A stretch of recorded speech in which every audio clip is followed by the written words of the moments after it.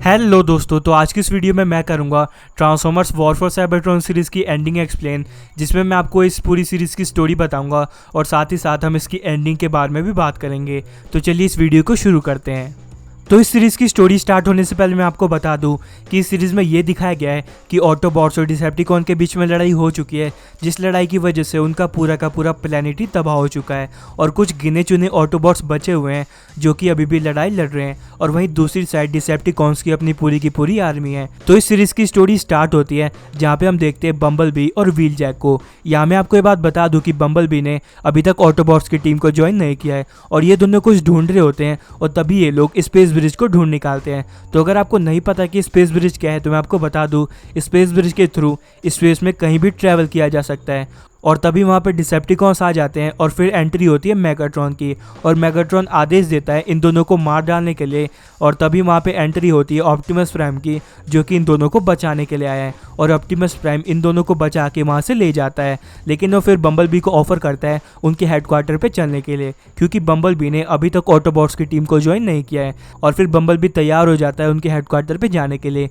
और उनका हेडक्वार्टर कोई और नहीं बल्कि एक शिप होती है जिसका नाम होता है आर्क। तो इस शिप को हमने इससे पहले transformers dark of the moon movie में भी देखा था। यही वो शिप है जिसमें कि सेंटिनल प्राइम ट्रेवल कर रहे होते हैं और ये शिप मून के डार्क साइड में जाके क्रैश हो जाती है।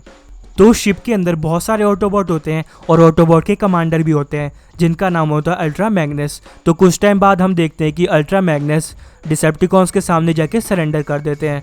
तो मेगाट्रॉन को ये लगता है कि कहीं ये कोई ऑटोबॉट्स की चाल तो नहीं है, लेकिन फिर भी मेगाट्रॉन अल्ट्रा मैग्नस के सरेंडर को एक्सेप्ट कर लेता है। तो उसके बाद साउंड वेव मेगाट्रॉन के सामने एक आइडिया लेके आता है कि वो अगर जैसे तैसे करके ऑलस्पार्क को ढूंढ निकालते हैं तो वो ऑलस्पार्क की मदद से सारे के सारे ऑटोबॉट्स का माइंड चेंज कर सकता है। तो हमने ऑलस्पार्क को मूवीज़ में भी देखा है, यही वो ऑलस्पार्क है जिससे कि सारे के सारे ट्रांसफॉर्मर्स का जन्म हुआ था। मूवीज़ में तो यही बताया गया है, और इस सीरीज़ में ये ऑलस्पार्क कुछ इस तरीके का दिखता है। और अल्ट्रा मैग्नस डिसेप्टिकॉन्स की ये बातें सुन लेते हैं और वो ऑटोबॉट्स को डिसेप्टिकॉन्स के इस प्लान के बारे में खबर कर देते हैं, और यहाँ पे मेगाट्रॉन को ये बात पता चल जाती है कि ये अल्ट्रा मैग्नस का प्लान था सरेंडर करने का, ताकि वो यहाँ पे जासूसी कर सके। और मेगाट्रॉन बड़ी चालाकी से ऑटोबॉट्स को गलत कोऑर्डिनेट भेज देता है ऑलस्पार्क के, और फिर सारे के सारे ऑटोबॉट्स उस कोऑर्डिनेट पे पहुंच जाते हैं जहाँ पे पहले से डिसेप्टिकॉन मौजूद होते हैं और उन पे हमला कर देते हैं। इस हमले में कई सारे ऑटोबॉट्स जख्मी होते हैं, तो कई सारे डिसेप्टिकॉन्स भी। उसके बाद हम ऑटोबॉट्स का असली प्लान देखते हैं। ऑटोबॉट्स का प्लान ये होता है कि वो जो स्पेस ब्रिज जो कि उन्होंने ढूंढा था वो उसे चालू करके उसमें ऑलस्पार्क को फेंक देंगे, जिससे कि ऑलस्पार्क स्पेस में कहीं चला जाएगा, जिससे कि ऑलस्पार्क मेगाट्रॉन के हाथ में कभी लगेगा ही नहीं। क्योंकि अगर ऑलस्पार्क मेगाट्रॉन के हाथ में लग गया तो मेगाट्रॉन बहुत ज़्यादा पावरफुल हो जाएगा और वो सारे के सारे ऑटोबॉट्स को ख़त्म कर देगा। और यहाँ पे उनका प्लान ये होता है कि अभी जो स्पेस ब्रिज है वो पूरी अच्छी तरीके से नहीं चल रहा होता है, तो उनके पास एक बंदा होता है जिसका नाम होता है रैजेट। रैजेट को हमने इससे पहले ट्रांसफॉर्मर्स प्राइम की सीरीज़ में भी देखा है। तो रैजेट काफ़ी ज़्यादा इंटेलिजेंट होता है इन सब मामलों में, और वो स्पेस ब्रिज को ठीक कर सकता है। इसलिए फिर वो रैजेट के पास जाते हैं, लेकिन रैजेट मना कर देता है। फिर हम देखते हैं कि रैजेट जितने भी ट्रांसफॉर्मर है जो कि जख्मी हो रखे हैं उन सभी की मदद करता है, चाहे वो ऑटोबॉट्स हो डिसेप्टिकॉन। लेकिन फिर कुछ सोच विचार करने के बाद रैजेट हाँ कर देता है स्पेस ब्रिज को ठीक करने के लिए।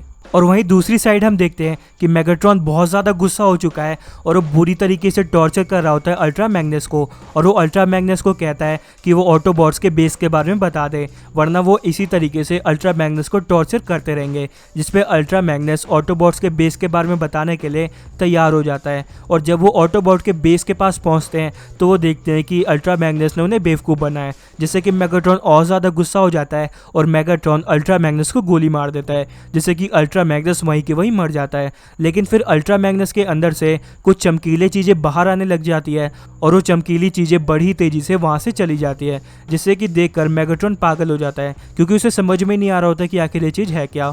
वहीं हम दूसरी साइड देखते हैं बम्बल बी को, जो कि ऐसे एक जगह पर कहीं जा रहा होता है, और वो जितनी भी चमकीली चीज़ें हैं वो बम्बल बी के अंदर समा जाती है। और वहीं दूसरी साइड हम देखते हैं कि ऑटोबॉट्स के बेस पर ऑप्टिमस प्राइम ने अपनी टीम को 3 हिस्सों में बांट दिया है। एक टीम जो कि रेजिड के साथ स्पेस ब्रिज को ठीक करेगी, एक टीम जो कि ऑस्पार्क को ढूंढेगी और एक टीम यहीं पे रह के सब कुछ संभालेगी। उसके बाद ऑप्टिमस प्राइम चला जाता है गार्डियंस ऑफ साइबरट्रॉन से हेल्प मांगने के लिए। गार्डियंस ऑफ साइबरट्रॉन वो है जो कि साइबरट्रॉन को दूसरे लोगों के हमले से बचाते हैं, जिसमें ऑप्टिमस प्राइम मदद मांगता है गार्डियंस ऑफ साइबरट्रॉन से ये कह के कि वो लोग ऑटोबॉट्स की मदद करें। लेकिन गार्डियंस ऑफ साइबरट्रॉन ऑटोबॉट्स की मदद करने से मना कर देते हैं और वो ये बोलते हैं कि वो ट्रांसफॉर्मर्स की आपस की लड़ाई में दखल नहीं देंगे। उसके बाद हम देखते हैं बम्बलबी को, जिसको कि होश आ जाता है और वो होश आते ही सबसे पहले पहुंचता है ऑप्टिमस प्राइम के पास और ऑप्टिमस प्राइम उसे समझाते हैं अल्फा ट्रायन प्रोटोकॉल के बारे में। और ऑप्टिमस प्राइम उसे ये बताते हैं कि अभी उसके दिमाग के अंदर अल्फा ट्रायन है। और उसके बाद बम्बलबी अपने दिमाग के अंदर जाता है और उसे दिखते हैं अल्फा ट्रायन, और अल्फा ट्रायन उसे अल्फा ट्रायन प्रोटोकॉल के बारे में समझाते हैं, जिसका मतलब ये होता है कि जब अल्फा ट्रायन की डेथ हुई थी तो उनके पास जितना भी ज्ञान था वो किसी ऐसे ट्रांसफॉर्मर के अंदर चला गया था जो उस ज्ञान को डिजर्व करता हो। और ये ज्ञान पहले अल्ट्रा मैग्नस के पास था, लेकिन जब मेगाट्रॉन ने अल्ट्रा मैग्नस को जान से मार दिया तो उसके अंदर से वो लाइटें निकल रही थी। वो कुछ और नहीं बल्कि अल्फा ट्रायन थे। और ये अल्फा ट्रायन प्रोटोकॉल के अकॉर्डिंग अल्फा ट्रायन एक ऐसे ट्रांसफॉर्मर के अंदर गए जो कि इस ज्ञान को डिजर्व करता हो, और वो ट्रांसफॉर्मर कोई और नहीं बल्कि बम्बलबी है। और कुछ इस तरीके से बम्बलबी ने ऑटोबॉट्स की टीम को ज्वाइन किया था। और इसके बाद हम देखते हैं कि बम्बलबी के अंदर अल्फा ट्रायन की सारी इंटेलिजेंस है, तो वो बड़े ही आराम से ऑलस्पार्क की लोकेशन का पता लगा लेता है। और वहीं दूसरी ओर डिसेप्टिकॉन्स की टीम में जेटफायर नाम का एक ट्रांसफॉर्मर ऑटोबॉट्स की सोच से प्रभावित होता है और वो डिसेप्टिकॉन्स को धोखा दे देता है, जिससे कि मेगाट्रॉन गुस्सा हो जाता है और मेगाट्रॉन आदेश देता है जेटफायर को जान से मारने का। और जेटफायर के पीछे बहुत सारे डिसेप्टिकॉन पड़े होते हैं और जैसे तैसे करके जेटफायर अपनी जान बचा लेता है और वो ऑटोबॉट्स के पास पहुंच जाता है और वो ऑटोबॉट्स को ये बोलता है कि वो उनकी टीम को ज्वाइन करना चाहता है। लेकिन ऑटोबॉट फिर भी श्योर नहीं है कि क्या वो उनकी टीम को सच में ज्वाइन करना चाहता है या कहीं वो डिसेप्टिकॉन्स का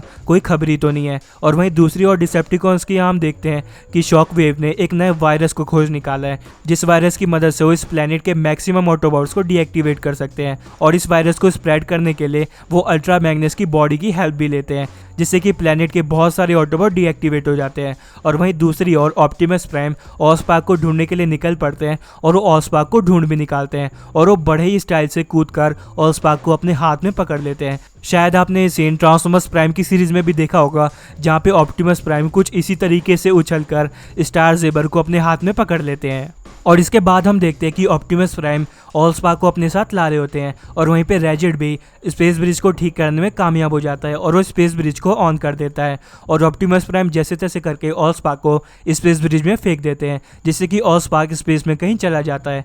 लेकिन क्योंकि वहाँ पे डिसेप्टिकॉन बहुत सारे होते हैं और डिसेप्टिकॉन अटैक कर देते हैं। फिर आते हैं ओमेगा सुप्रीम। तो मैंने इससे पहले आपको बताया था कि Optimus prime guardians of the Cybertron से हेल्प मांगने गए थे, लेकिन उन्हें हेल्प करने से मना कर दिया। और omega supreme guardians of the Cybertron के एक मेंबर है, जो कि अपना माइंड चेंज करके ऑटोबॉट्स की हेल्प करने आ चुके हैं और वो डिसेप्टिकॉन को बुरी तरीके से मारते हैं। और वहीं ऑप्टिमस प्राइम और उसकी टीम भी रेडी हो जाती है इस प्लेनेट को छोड़ने के लिए, क्योंकि पूरे प्लेनेट पर डिसेप्टिकॉन बहुत सारे हैं और वो सर्वाइव नहीं कर पाएंगे। और वो अपनी शिप जिसका नाम होता है आर्क, उसमें बैठ के स्पेस ब्रिज से जाने ही वाले होते हैं कि स्पेस ब्रिज में धमाका हो जाता है। और स्पेस ब्रिज में धमाका होने की वजह से इधर उधर सिर्फ राख ही दिखाई देती है और सबको यही लगता है कि ऑप्टिमस प्राइम और उसकी पूरी टीम मारी गई है जो कि उस शिप में थे। लेकिन फिर हम देखते हैं कि स्पेस ब्रिज के तबाह हो जाने से पहले ही ऑप्टिमस प्राइम का शिप स्पेस में टेलीपोर्ट हो चुका था और अभी उसके शिप में एक वार्निंग का सायरन बज रहा है, क्योंकि एक बड़ी सी शिप उनके करीब आ रही है। तो यहीं पे सीरीज़ ख़त्म हो जाती है और हमें पता नहीं चलता कि वो बड़ी शिप है कौन जो कि उनके शिप के करीब आ रही है। तो यहाँ पे पहली चांसेस तो ये हो सकते हैं कि वो लोग अर्थ के एटमॉस्फेयर में आ चुके हैं और आगे की स्टोरी अर्थ पर ही कंटिन्यू होगी। और दूसरे चांसेस ये भी हो सकते हैं कि डिसेप्टिकॉन बहुत सारे थे, तो हो सकता है कि डिसेप्टिकॉन की एक शिप भी हो जो कि अब उनके शिप के बहुत ज़्यादा नज़दीक आ चुकी है। लेकिन जो भी हो वो हमें अगले सीजन में ही पता चलेगा। तो अब बस इस वीडियो में इतना ही। अब अगर आपको वीडियो पसंद आई तो इसे लाइक करें और मेरे चैनल को सब्सक्राइब करके बेल आइकन को प्रेस कर दीजिएगा। Thanks for watching this video. मिलते हैं आपसे अगली वीडियो में, तब तक के लिए बाय।